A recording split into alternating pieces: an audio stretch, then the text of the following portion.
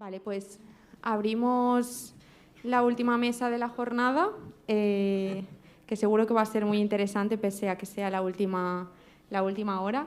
En primer lugar, presento a Carmen Delgado Garrido, es estudiante de doctorado de la Universidad de Castilla-La Mancha y nos va a presentar su comunicación en 7 minutos, que lleva por título Inteligencia Artificial y su implicación en la empleabilidad de las personas con discapacidad.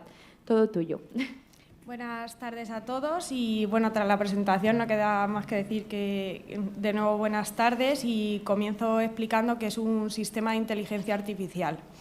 Estos son programas informáticos que recopilan, tratan, analizan e interpretan datos con unos objetivos concretos, ayudando a tomar decisiones por medio de algoritmos, que son las reglas e instrucciones que permiten dar respuesta a una cuestión mediante el cómputo y procesamiento de esos datos.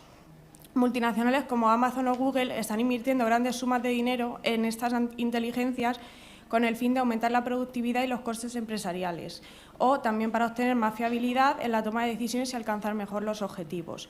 Pero también la inteligencia artificial se está desarrollando para ayudar al ser humano y lo que ahora nos ocupa, estos avances tecnológicos están logrando que las personas con discapacidad puedan conseguir empleos y desempeñar trabajos que hasta ahora no se han podido realizar. Todos somos conscientes de que la adaptación a la pandemia COVID-19 ha traído importantes avances al mundo laboral, como es el teletrabajo, algo de lo que se han visto importantemente beneficiados este colectivo por el tema de desplazarse o incluso la adaptación al puesto de empleo. Hasta ahora también hemos visto que la robótica puede dar funcionalidad a las extremidades privadas de movilidad o diseñar máquinas que trabajen por ellos. La novedad es que a merced de la inteligencia artificial se puede dar funcionalidad a las zonas afectadas sin necesidad de estas prótesis. Quiero citar varias empresas como NDS Cognitive Labs, que trabaja en aumentar las posibilidades de comunicación y relación de las personas con trastorno autista, o Microsoft, que ha puesto en marcha iniciativas destinadas a mejorar la accesibilidad también de las personas con discapacidad.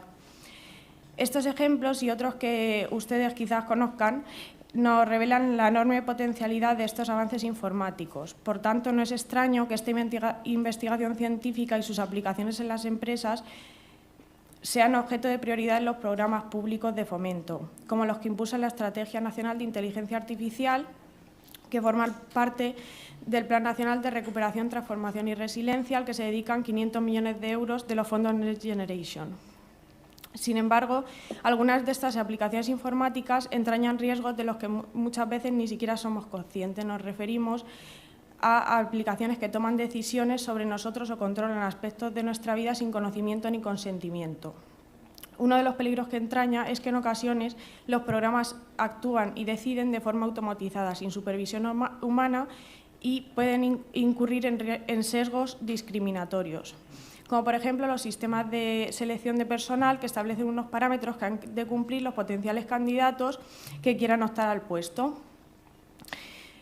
Estos sesgos, si no tienen en cuenta las especialidades de las personas con discapacidad, pueden incurrir en una eliminación automática, puesto que no lo tienen en cuenta. Incluso siguiendo el ejemplo, dentro del colectivo de personas con discapacidad, pueden incurrir también otras discriminaciones, como por ejemplo un enfermo renal que debe acudir constantemente a cuidados médicos y necesita cuidados permanentes frente a otro tipo de discapacidad que sería percibida directamente por estos programas, como por ejemplo una patología visual. No olvidemos que estos datos son datos médicos y en ningún caso hemos de estar obligados a revelarlos en una entrevista de trabajo. Lo que queremos poner de manifiesto es que estos avances tecnológicos se advierten oportunidades muy positivas para el colectivo y para las empresas, pero también existe el peligro de que se abra una nueva brecha discriminatoria y riesgos de exclusión social y laboral. Por ello es primordial que los Estados supervisen el uso de la inteligencia artificial y se reclame una mayor regulación jurídica.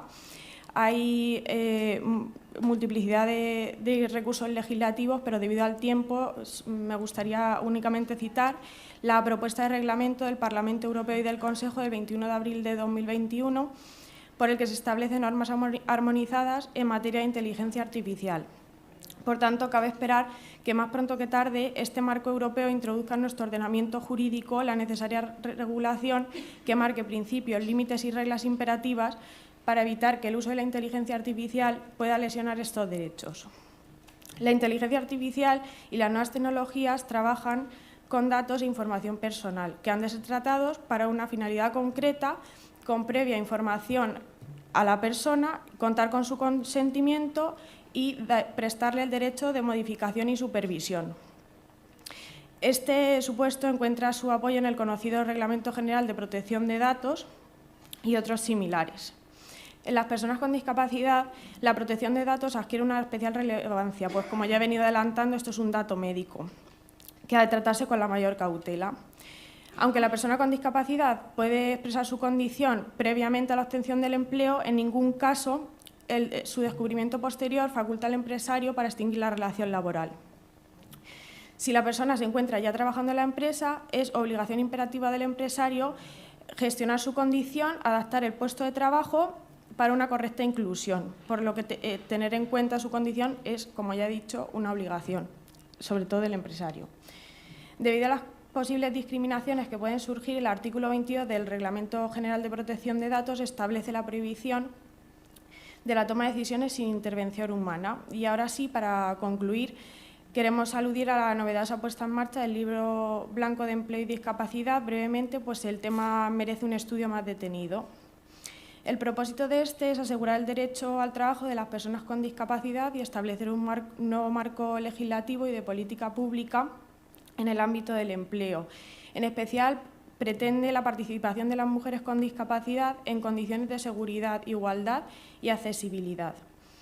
La realidad social y laboral ha sufrido un abrupto cambio debido a la globalización y la digitalización, que afecta directamente a las personas con discapacidad.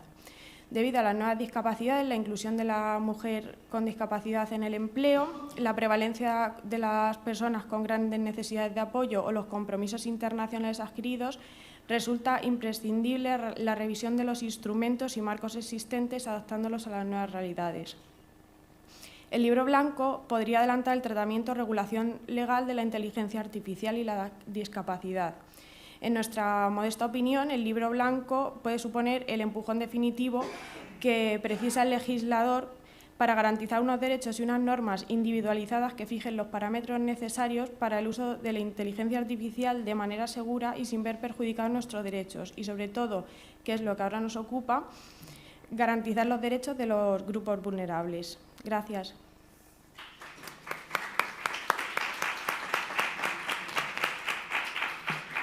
Muchísimas gracias, Carmen. Se ha ajustado perfectísimamente al tiempo. Pido, por favor, que suba a Catalina Smintinica, si lo he pronunciado bien.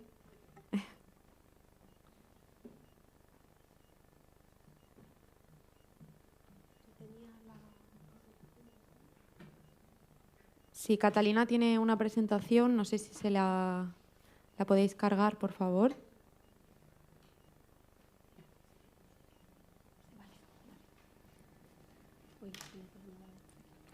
Muy bien, Catalina es profesora asociada de Derecho del Trabajo y de la Seguridad Social de la Universidad de Castilla-La Mancha. El título de su comunicación es Modificaciones introducidas por la Ley de Ingreso Mínimo Vital en relación con las personas con discapacidad. Tu turno. Muchas gracias.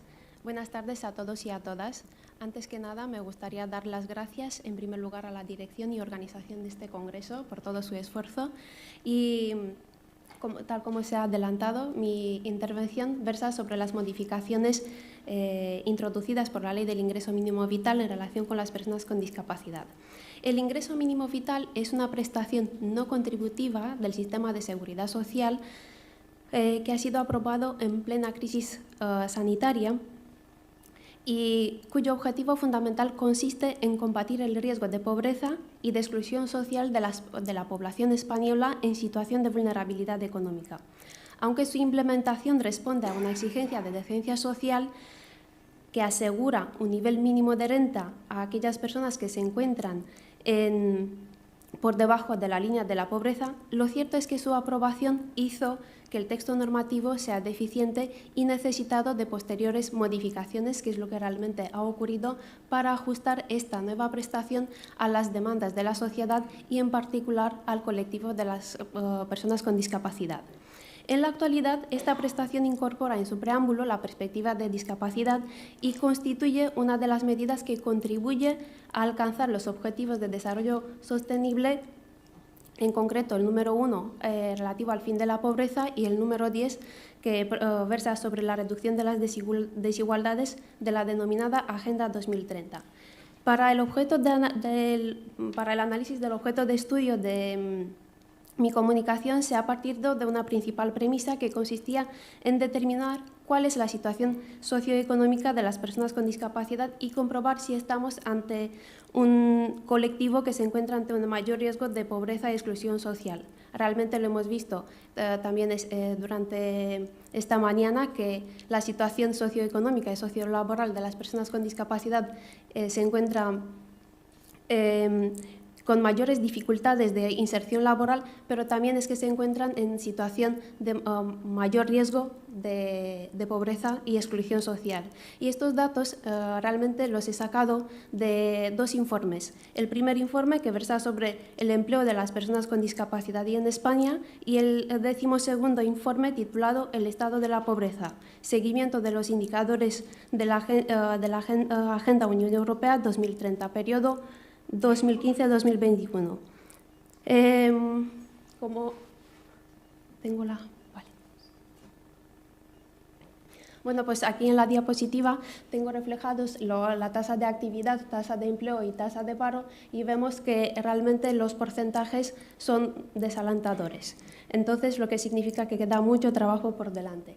¿Cuál es la respuesta del sistema de protección social a estas deficiencias y dificultades de este colectivo? Pues en primer lugar se ha pretendido dar respuesta desde diversos niveles: el nivel asistencial, el nivel contributivo y el nivel no contributivo. Desde el nivel no contributivo, en concreto desde el ingreso mínimo vital, se han establecido 3 medidas a destacar. La primera consiste en el reconocimiento en la cuantía del ingreso mínimo vital de un complemento del 22% para los beneficiarios que tengan un grado de discapacidad igual o superior al 65%.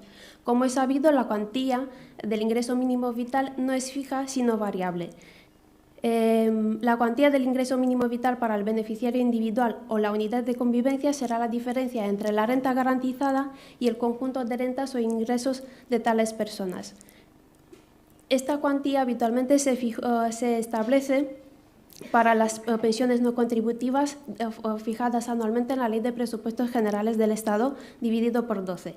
Para el año 2023, la cuantía de renta garantizada, en el caso de una persona beneficiaria individual, asciende a 6.784,44 € al año. A esta cuantía habrá que añadir el complemento del 22%, lo que arroja un total de 8.277 € anuales, siendo la cuantía mensual de 689,75 €. La segunda modificación consiste en el incentivo al empleo para las personas con discapacidad beneficiarias del ingreso mínimo vital.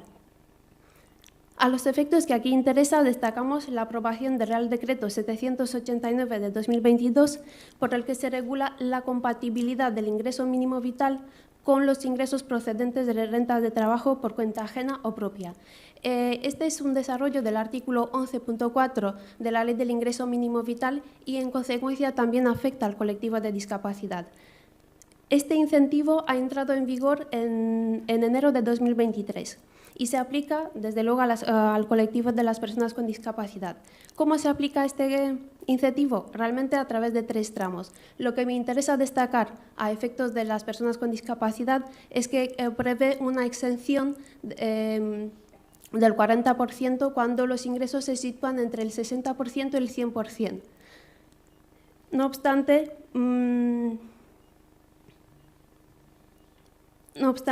en el tercer tramo no habrá exenciones para las unidades de convivencia cuyas cantidades percibidas sean mayores que el 100% de la renta garantizada, dado que superan la misma. En tercer lugar, las principales modificaciones introducidas por el ingreso mínimo vital en relación con las personas con discapacidad que modifican la Ley General de Seguridad Social están relacionadas con la protección no contributiva de la familia y, en concreto, las prestaciones por hijo menor a cargo y las ayudas específicas por nacimiento y adopción de hijo. Entre estas modificaciones, de forma muy breve, voy a enumerar las siguientes. En primer lugar, se modifica el artículo 351, letra B, del texto refundido de la Ley General de Seguridad Social, que contempla una prestación económica de pago única, tanto alzado por nacimiento o adopción de hijo, no acogimiento, en supuestos de familias numerosas, monoparentales y en los casos de madres o padres con discapacidad. Se trata de una ayuda familiar de pago único e importe de 1.000 euros. En segundo lugar, queda modificado el artículo 352.2 de la ley, que dispone que serán beneficiarios de la asignación económica los huérfanos absolutos menores de 18 años y sean personas con discapacidad en grado igual o superior al 33%, o los mayores de edad y que sean personas con discapacidad en grado igual o superior al 65%. Se trata de una modificación introducida por la disposición final de la Ley del Ingreso Mínimo Vital y realmente lo que se pretende con la misma es el ampliar el número de beneficiarios. Y por último, en cuanto a la asignación por hijo y cuidado de menor a cargo sin discapacidad o con discapacidad inferior al 33%, la novedad que hay que señalar es la recogida en la disposición adicional 10ª de la ley, que establece el complemento de ayuda para la infancia a los beneficiarios de la asignación económica por hijo o menor a cargo sin discapacidad o con discapacidad inferior al 33%. Bueno, esta asignación realmente daría mucho por hablar, pero por cuestiones de tiempo no puedo entrar. Para concluir, las mejoras introducidas por la nueva Ley del Ingreso Mínimo Vital en relación con las personas con discapacidad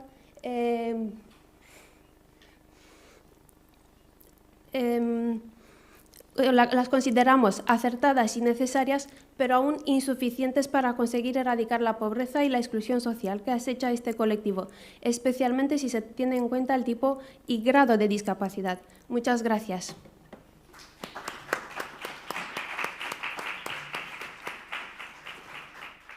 Bien, muchas gracias. Ahora doy paso a Felipe Orbiz Orbiz.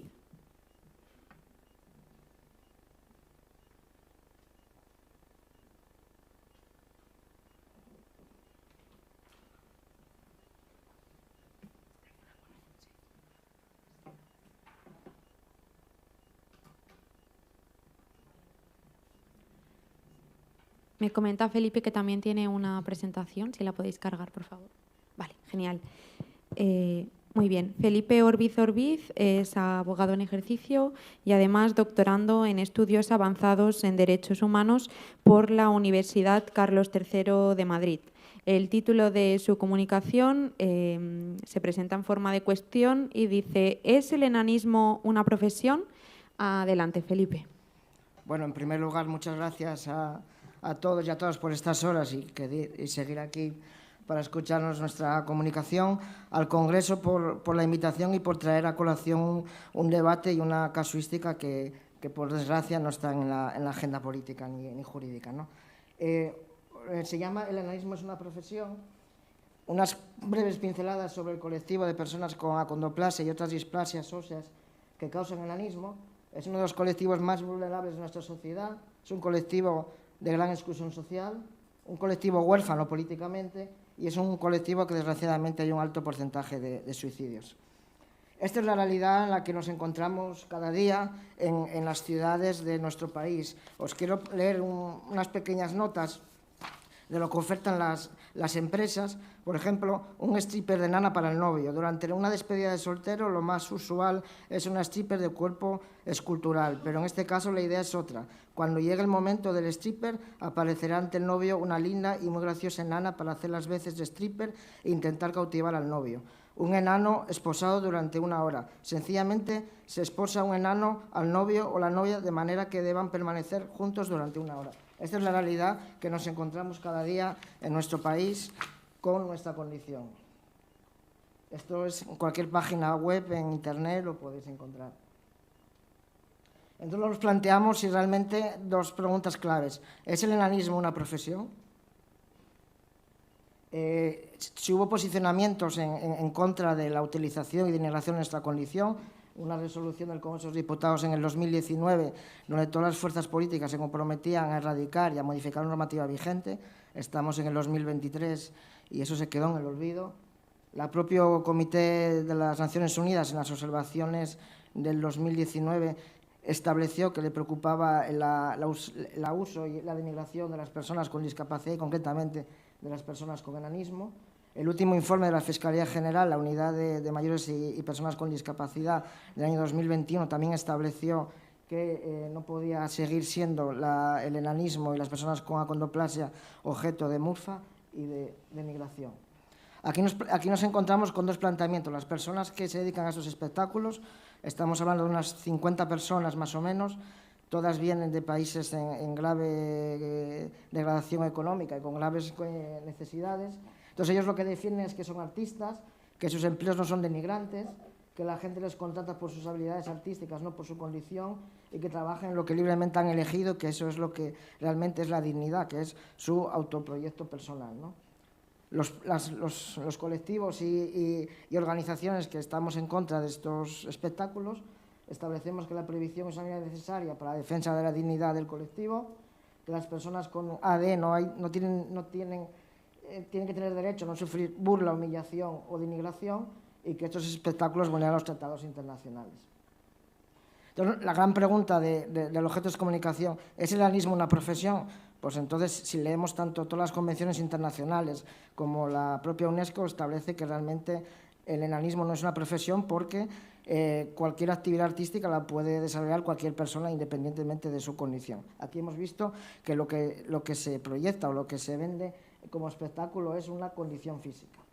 Después, la segunda pregunta, voy más rápido para no cortar el tiempo, es si realmente hay un derecho ilimitado a elegir libremente oficio y profesión. Y aquí ha establecido tanto la jurisprudencia como el Tribunal Constitucional como la doctrina establecen que no hay un derecho ilimitado a elegir cualquier profesión que uno libremente elija, sino solo aquellas que sean legítimas y legales, ¿no? Y aquí nos estamos encontrando con espectáculos y actividades que están fuera de la legalidad. Un ejemplo de lo que hacen otros países en nuestro entorno, por ejemplo, en Francia hace ya nada más de 20 años que se prohibió el lanzamiento del enano, que es una actividad parecida a la que estamos hablando. Tristemente, hace menos de un año en el Reino Unido se ha vuelto a producir este tipo de espectáculos y un chaval de 25 años ha quedado tetrapléjico porque unos ciudadanos lo cogieron e intentaron imitar lo que son estos espectáculos. Entonces, bueno, ya para ir finalizando y para no cortar más el tiempo, nos encontramos con una realidad que está fuera de la agenda política, tanto de los operadores jurídicos como de las instituciones democráticas. Nos preguntamos si en vez de ser esta discapacidad, que es el enanismo, fueran otro tipo de discapacidades, por ejemplo, síndromes de Down o personas con discapacidad intelectual o con movilidad reducida, ¿se consentiría? ¿Se permitiría que las administraciones públicas desarrollar esos trabajos? Y también, y por último, decir que también hay otras casuísticas muy parecidas, como puede ser la ilegalización de la prostitución o lo de los bienes de alquiler, que sí están en la agenda política, pero en nuestro caso no. Muchas gracias y por la atención. Muchísimas gracias, Felipe. A continuación, llamo a Juan Luis García Ríos.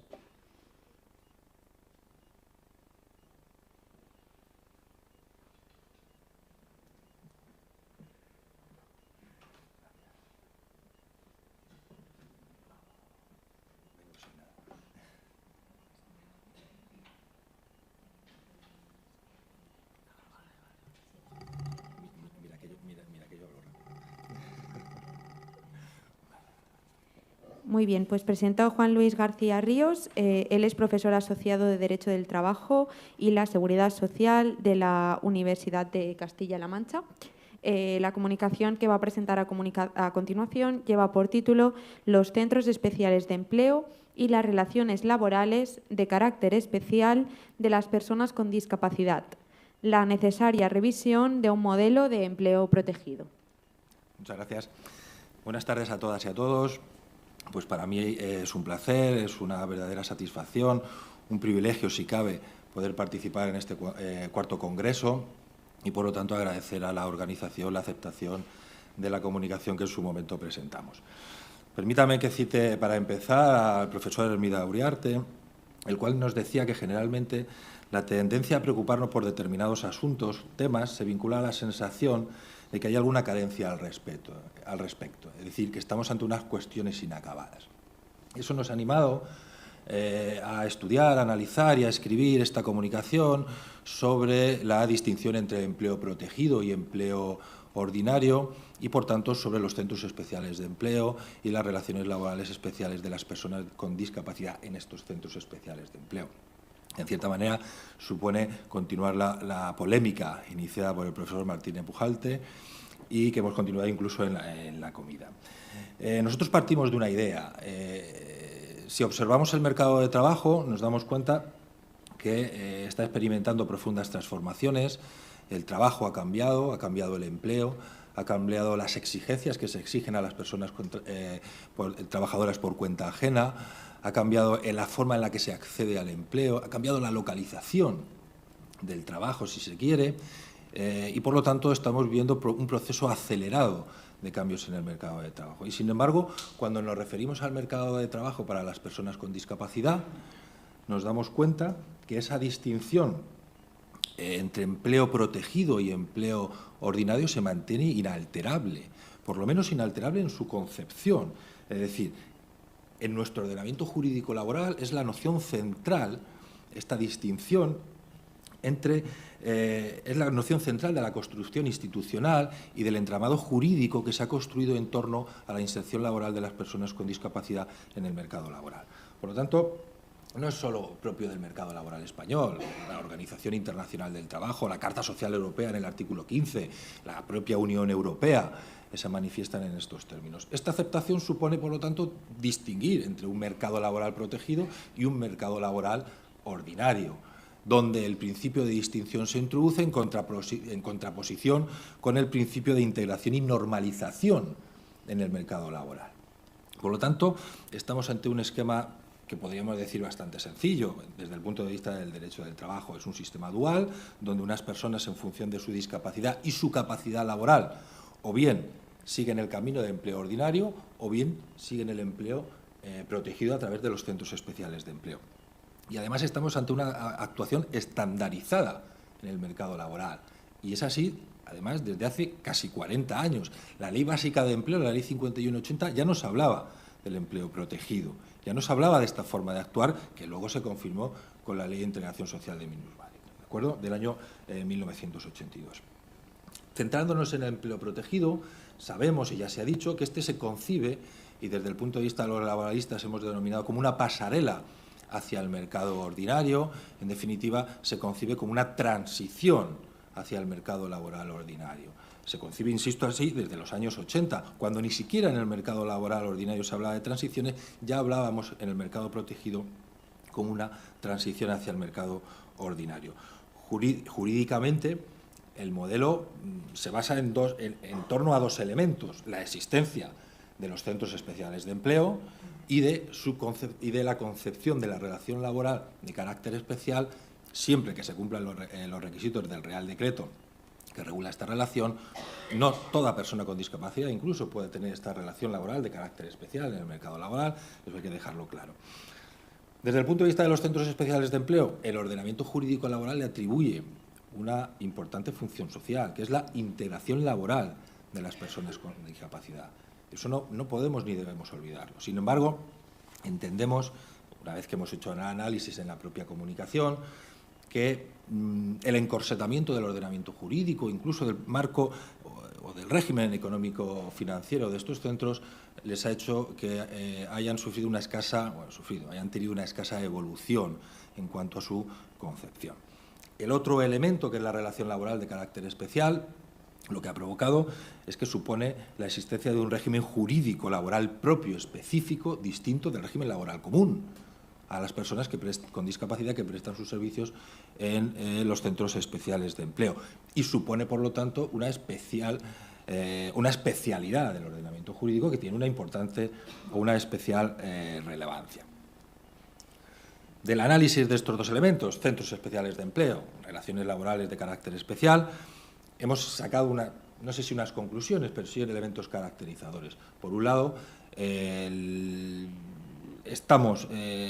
empleo protegido se concibe como un instrumento al servicio de la política de empleo. Es decir, esa transitoriedad, desde el punto de vista laboral, la concebimos, por lo tanto, como un instrumento de la política de empleo. Sin embargo, y ya se ha dicho, los datos nos muestran que esa transitoriedad, ese tránsito hacia el mercado ordinario no se consigue en muchas ocasiones, o incluso en la mayoría de las ocasiones no se consigue, y la permanencia en los centros especiales de empleo se considera o se concibe al final como una normalización de la prestación laboral, lo que nos hace cuestionar ya la existencia de este empleo protegido en ciertos aspectos. ¿De acuerdo? Por otro lado, las peculiaridades que justifican la existencia de la relación laboral de carácter especial se basan fundamentalmente en las características de la persona con discapacidad y no en las características del trabajo que desarrolla ni dónde se desarrolla. Es decir, la especialidad de la relación la imprime la persona con discapacidad y no el sujeto empresarial. Por lo tanto, también podríamos llegar a replantearnos la existencia, por lo menos las características que tiene actualmente esta relación laboral de carácter especial. Ello nos lleva a plantear un posible cambio de paradigma en la intervención, donde la centralidad de la intervención, especialmente pública, sea la persona con discapacidad y sus necesidades respecto al mercado de trabajo, y no que sea el mercado de trabajo el que marque el comportamiento, el que marque las necesidades. Es decir, hay que invertir, en cierta manera, la actuación. Deberíamos mutar hacia un modelo de intervención que protegiese a las personas con discapacidad, mecanismos de apoyo, acompañamiento, procedimiento de acceso, es decir, donde los centros especiales de empleo deben jugar un papel fundamental, pero no solo como generadores de empleo, que también, sino como generadores de empleo normalizado en base a criterios de calidad, desde el punto de vista retributivo, o si se quiere, en terminología de la Organización Internacional del Trabajo, un trabajo decente. Es evidente que desde el derecho del trabajo no podemos crear directamente bienes y servicios o crear puestos de trabajo, pero sí podemos plantear modelos de acción o caminos para que los distintos actores sociales queden vinculados en su actuación. Lo que ocurre es que en determinadas ocasiones esos modelos quedan obsoletos, esos caminos se hacen intransitables y es necesario inventar, es necesario cambiar. Y termino citando a lo que ya la profesora Romero ha citado, a Beveridge, y él nos decía en ese famoso informe, el segundo de sus informes, el que ha citado la profesora Romero, en el que nos decía que un tiempo revolucionario en la historia del mundo es un tiempo para las revoluciones y no para poner parches. Muchas gracias. Muchísimas gracias, Juan Luis. Llamo ahora a Juan Pablo Ibáñez García, por favor.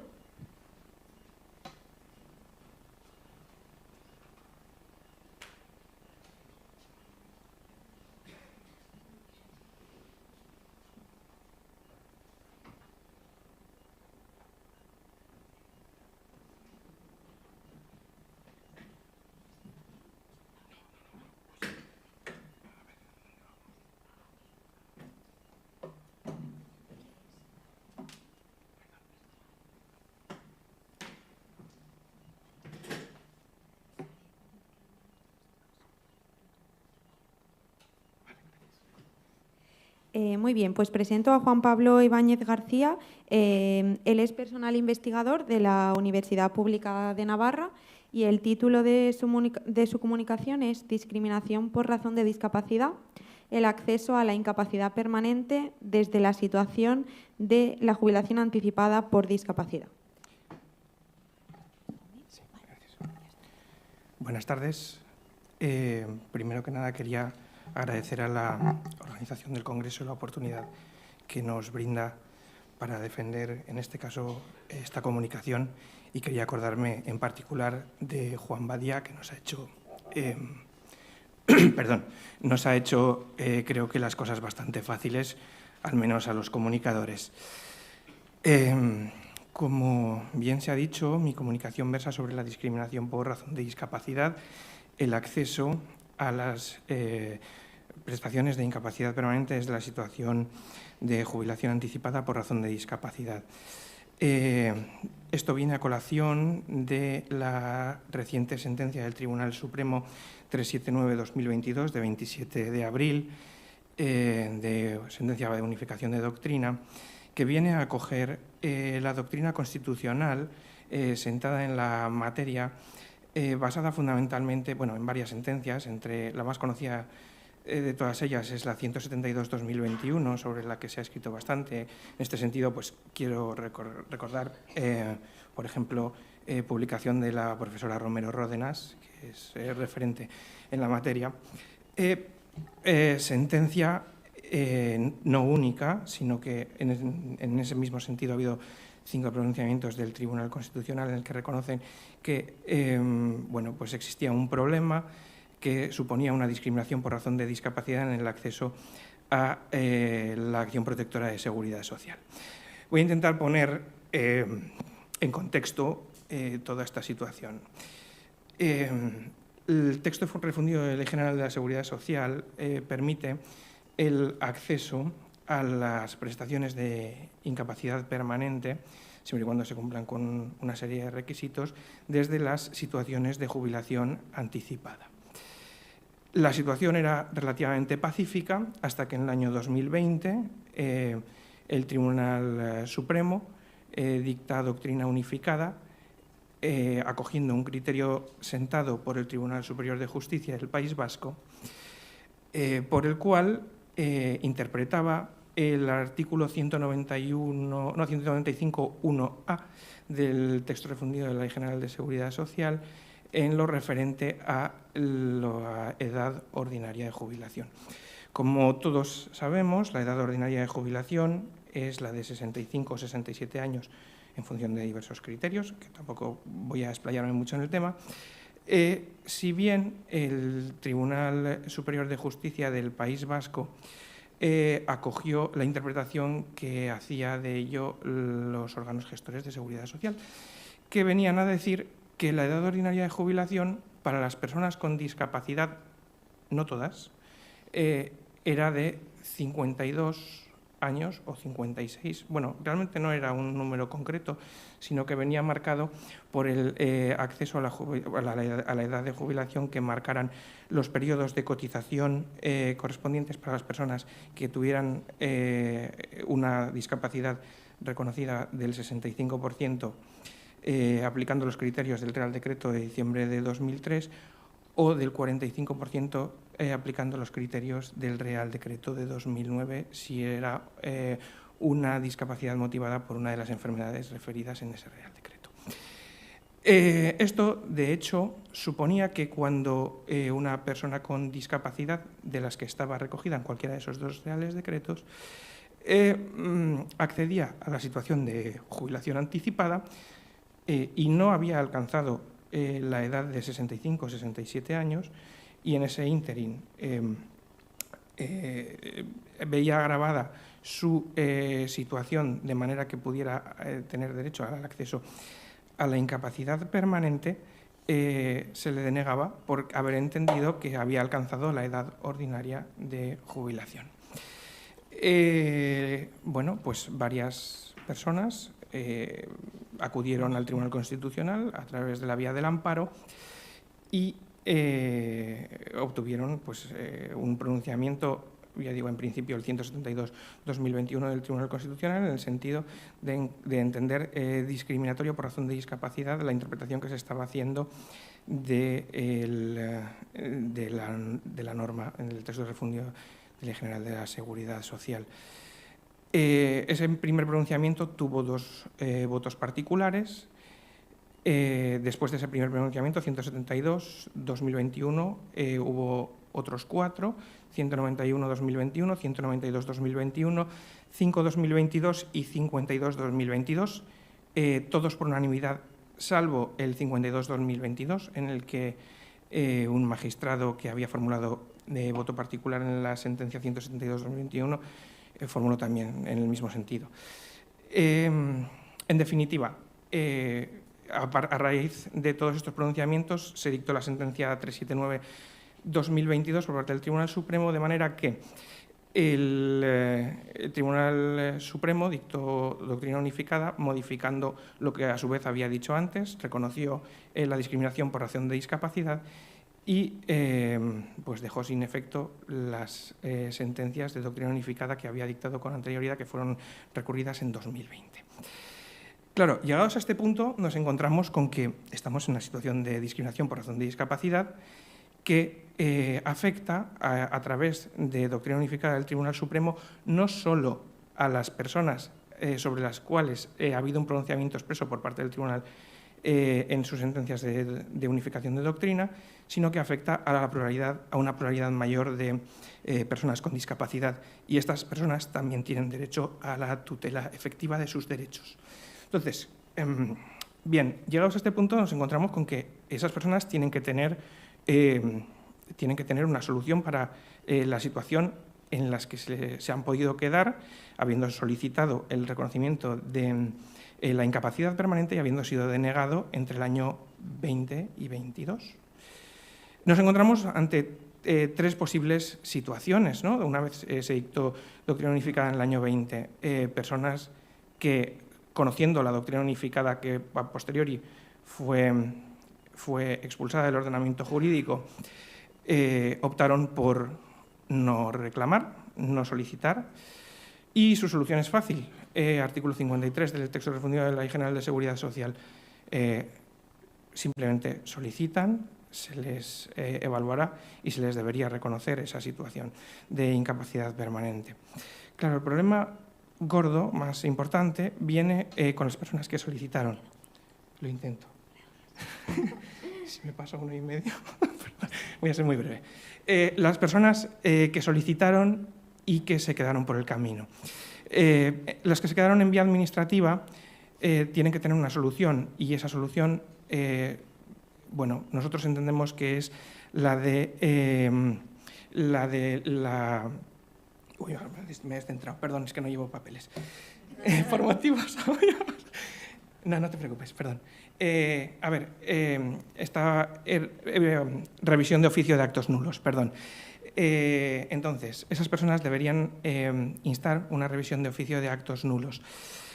A partir de esa vía, la Administración, en este caso los órganos gestores de seguridad social, deberían revisar su situación y, previo dictamen del Consejo de Estado, resolver, bueno, dejando sin efecto la resolución anterior y resolviendo la responsabilidad patrimonial derivada del acto discriminatorio. Y lo que es más complicado, las personas que acudieron a la vía judicial y obtuvieron una resolución denegatoria. En este caso, nosotros hemos encontrado una vía de tutela que creemos efectiva y que debería tenerse en consideración, que es la revisión de sentencias firmes vía 241 de la Ley Orgánica del Poder Judicial, de manera que al tratarse de una cuestión de afección, artículo 14 de la Constitución, esas sentencias podrían ser revisadas y, en todo caso, si no lo fueran, abrirían nuevamente la vía del amparo constitucional, y si se denegara el amparo constitucional, se podría acudir a solicitar la tutela del TJUE. Y una vez obtenida la tutela del TJUE, pues por la vía que abre el artículo 5b de la Ley Orgánica del Poder Judicial, poder conseguir una tutela efectiva del derecho. Espero haber sido más o menos sintético, he intentado ser claro y haberme ceñido más o menos al tiempo. Muchísimas gracias a todos y que paséis buen congreso. Nada, hombre. No, es como un papel como iba a decir.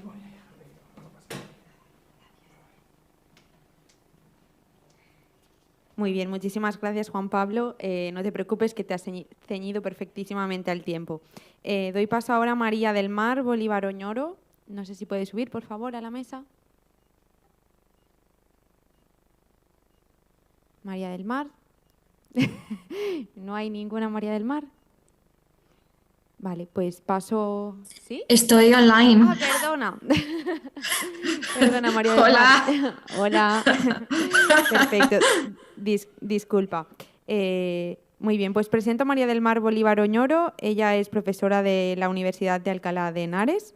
El título de su comunicación es Las personas con restricciones alimentarias por razones de salud dentro del ámbito subjetivo de la aplicación de la Convención sobre los Derechos de las Personas con Discapacidad y la Directiva 2078 de la Comunidad Europea. Adelante, María del Val, y disculpa que no te había visto aquí detrás mío. Gracias. Nada, no te preocupes, ¿me escucháis bien? Sí, perfecto. Vale, pues nada, en primer lugar me gustaría dar las gracias por haber aceptado mi comunicación, gracias a todas las personas que hacen posible este congreso. Pues bien, en primer lugar me gustaría contar qué es una PRA, ¿vale? Pues una PRA, dentro del contexto de mi exposición, va a ser una persona que tiene fuertes restricciones alimentarias por razones de salud. ¿Cuáles son las restricciones y cuáles son las condiciones de salud que generan estas restricciones alimentarias? Pues existen muchas, ¿vale? Pero entre ellas vamos a hablar de, por ejemplo, alergias, intolerancias, malabsorciones o disfagias. ¿Cuál es la relación entre todas estas condiciones de salud? Pues bien, que una mala alimentación puede llevar a las personas que las tienen a tener graves problemas de salud y unos problemas de salud que incluso pueden llegar a poner en riesgo su vida. Cuando hablamos de las alergias, por ejemplo, shock anafiláctico, cuando hablamos de disfagias, atragantamientos, y con las intolerancias y las malabsorciones se pueden dar graves deshidrataciones y malnutriciones. ¿Cuál es la no definición de discapacidad de la Convención sobre los Derechos de las Personas con Discapacidad? Supongo que lo habrán dicho hoy un montón de veces, pero cuando se estaba negociando la Convención sobre los Derechos de las Personas con Discapacidad, se decidió que se iba a poner en el artículo 1 respecto al propósito de la Convención y no en el artículo 2 de definiciones, una no definición de discapacidad para intentar contrarrestar los beneficios y los inconvenientes de fijar una definición de discapacidad en la Convención. Entonces, esta definición va a decir que las personas con discapacidad incluyen aquellas que tengan. Aquí la Convención originalmente dice deficiencias, pero yo creo que deficiencias sigue anclado a un modelo médico y si vamos a un modelo social, que se supone que es lo que hay en la Convención, vamos a decir condiciones, ¿vale? Condiciones físicas, mentales, intelectuales o sensoriales a largo plazo que al interactuar con diversas barreras puedan impedir su participación plena y efectiva en la sociedad en igualdad de condiciones con las demás. Pues bien, aquí nos tenemos que preguntar por cada uno de los componentes de esta definición. Si las restricciones alimentarias son condiciones físicas a largo plazo, si interactúan con barreras y si impide la participación plena y efectiva en la sociedad en igualdad de condiciones con los demás. Pues bien, ¿son condiciones físicas? Evidentemente. Y no solo son condiciones físicas, sino que las restricciones alimentarias tienen un gran impacto en nuestra salud mental, porque en nuestro entorno nos relacionamos a través de la comida, ¿vale? Son a largo plazo, evidentemente, la mayoría. La celiaquía, las disfagias, las malabsorciones, las intolerancias, no son una cosa que nos va a durar una semana, un mes, 4 meses, ¿vale? ¿Interactúan con barreras? Claro que interactúan con barreras. Por ejemplo, vamos a pensar qué ocurre cuando tenemos que viajar por trabajo. Si me voy a la República Checa, ¿cómo voy a saber yo lo que puedo comer o lo que no puedo comer? ¿Cómo voy a poder leer yo un paquete de comida? Es que es imposible. ¿Cómo voy a poder estar segura de que cuando como fuera por trabajo voy a estar segura y no me va a dar un shock anafiláctico? ¿Esto nos va a impedir la participación plena y efectiva en la sociedad en igualdad de condiciones con los demás? Sí. Esto genera graves limitaciones para coger transporte público y compartir espacios con otras personas, entre otros, como cocinas, salas de estar o camas. Antes le comentaba a un compañero, ¿no?, el caso de una persona que tiene un shock anafiláctico en una habitación de un hotel porque la noche anterior el huésped había comido cacahuetes y habían quedado restos. Y la persona tiene un shock anafiláctico derivado pues, de esta situación, ¿no? Bien, ¿qué dice la Directiva 2078? La Directiva 2078 es de la de igualdad de trato en el empleo y en la ocupación en el ámbito de la Unión Europea. Y como el ámbito subjetivo, como el ámbito objetivo es diferente, las personas que van a quedar amparadas, la situación va a ser diferente, ¿no? Va a ser aquellas condiciones de salud que nos van a impedir la participación plena y efectiva, pero no en la sociedad, sino en la vida profesional en igualdad de condiciones. Con todo lo anterior nos preguntamos, ¿las personas con restricciones alimentarias tienen una condición de salud que al interactuar con diversas barreras impide su participación plena y efectiva en la vida profesional en igualdad de condiciones con los demás trabajadores? Evidentemente sí, como ya hemos dicho anteriormente. Sin embargo, ¿se nos va a considerar personas con discapacidad? Evidentemente no. Y esto, bueno, pues tengo millones de ejemplos, ¿no? Pero bueno, se han vuelto a olvidar de nosotros en el Real Decreto 888/22.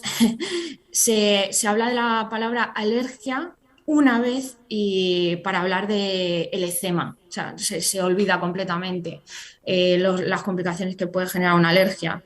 Además, los tribunales superiores están llenos de jurisprudencia en el que hay casos tan sangrantes como este, en el que una persona con mala absorción a la fructosa e intolerancia a la lactosa, que tenía más de 10 deposiciones diarias, consideran que se puede trabajar perfectamente en una tienda. Bueno, pues vamos a pensar en cómo nos quedamos después de tener una diarrea y vamos a pensar si podemos trabajar normalmente. Y el defensor del pueblo, este es el mejor de todos, nos va a hacer la definición de la Convención sobre los Derechos de las Personas con Discapacidad, la no definición, y luego nos va a decir, bueno, pero afortunadamente la celiaquía, atendiendo a la definición y caracterización de la enfermedad celíaca ya expuestos, no parece que pueda considerarse desde un punto de vista médico. ¡Médico! Pero vamos a ver, no estábamos hablando de la Convención, que es el modelo social. Bueno, que esta sea una patología susceptible de generar por sí sola un grado de discapacidad del 33%, teniendo en cuenta que las mayores dificultades de las personas con enfermedad celíaca están ligadas al mantenimiento de una dieta alimenticia restringida, como si eso fuera pues, una cosa sencillísima. ¿Qué genera esto? Pues esto nos genera que somos invisibles para los que ejecutan los conceptos diseño universal, accesibilidad, ajustes razonables. Entonces, nos vemos obligados a trabajar con miedo.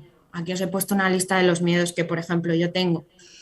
Pero el miedo más grave que tenemos es que nos da miedo tener accidentes graves en nuestra salud en viajes o en comidas de trabajo. Conclusión. Las personas con restricciones alimentarias son personas con discapacidad conforme a la Convención y a la directiva y, por lo tanto, los centros de trabajo deben de ser universalmente accesibles. Ninguna novedad.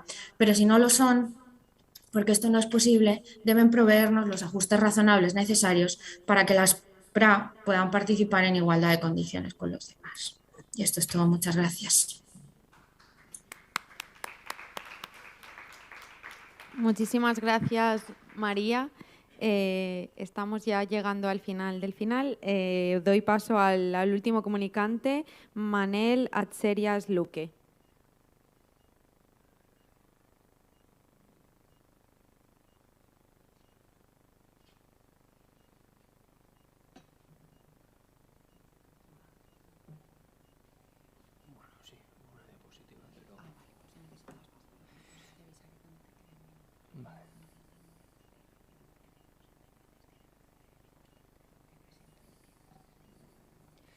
Muy bien, presento por tanto a Manel Atserias Luque, él es abogado en ejercicio y el título de su comunicación es La jurisprudencia del Tribunal Constitucional en materia de ajustes razonables a las personas con discapacidad. Tú mismo. Hola, buenas tardes y muchas gracias. ¿Sabéis aquello de que cuando meten un gol en el minuto 89 y está a punto de acabar el partido? Pues a mí es lo que me ha pasado con los compañeros de Garrigues, que han explicado muchísimas cosas de las que yo quería, compartir con vosotros, pero bueno, como en esta vida hay que también tener cintura y ajustarse, pues voy a tratar.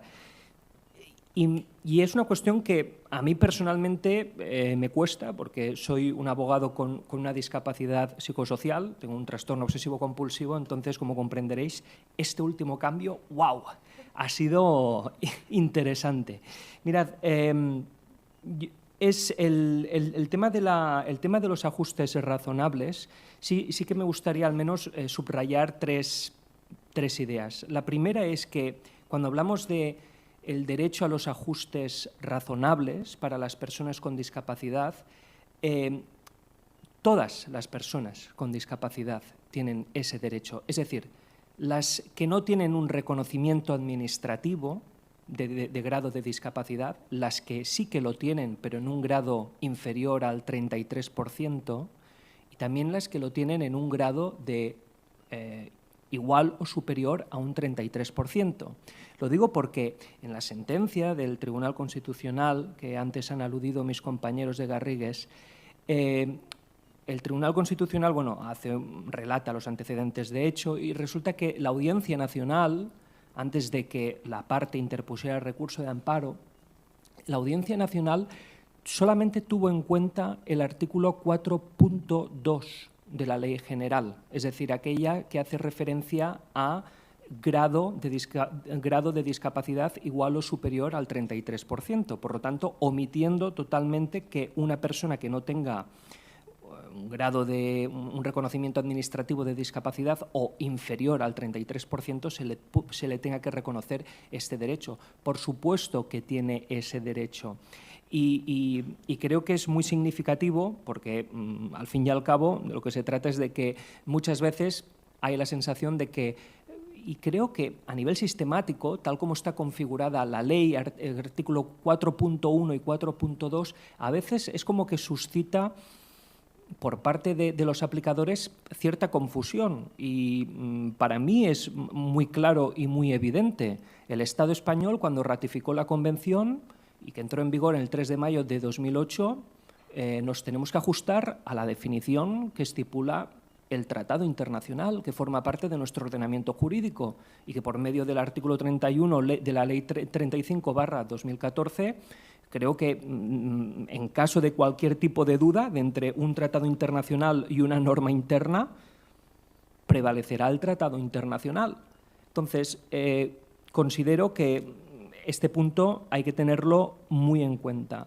El segundo punto, sí que quiero incidir en el aspecto que hay un asunto que a mí realmente me llamó la atención y era sobre a la hora de probar, porque de lo que se trata es de la prueba, cuando se te abre, por ejemplo, un expediente disciplinario.